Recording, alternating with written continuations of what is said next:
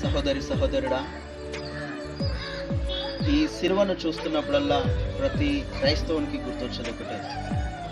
ఆయన యవ్వన వయసులో ఉన్నప్పుడు 33.5 సంవత్సరాల సమయంలో నా జీవితం కొరకు ఆయన ప్రాణాన్ని త్యాగం చేయడానికి ఆయన వెనుకదీయలేదు.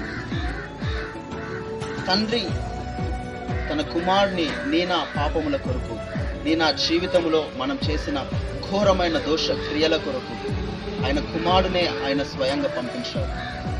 ఒకవేళ ఈ రోజుకు నీలో రక్షణ కార్యము జరగకపోయి ఉంటే, నీకు అసలు యేసుక్రీస్తు అంటే ఎవరని తెలియకపోయి ఉంటే, ఈరోజు ఒకవేళ ఈ మాట నువ్వు వినడానికి ఇది నీ ముందుకు వచ్చుంటే, ఇది దేవుడు నీతో మాట్లాడుతున్నటువంటి సమయం అని గ్రహించు.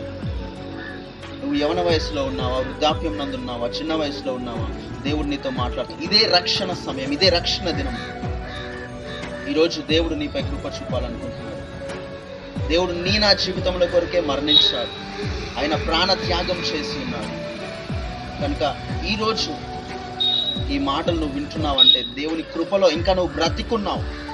నువ్వు బ్రతికించిన వారు ఎవరో కాదు. సహోదరి సహోదరుడా, నీ తల్లిదండ్రులు నీకు మేలు చేసేవారుగా ఉండొచ్చు, నీ బంధుమిత్రులు మేలు చేసేవారుగా ఉండొచ్చు, కానీ వీటన్నిటికంటే నీకు మేలు చేసిన వాడు యెహోవాయే.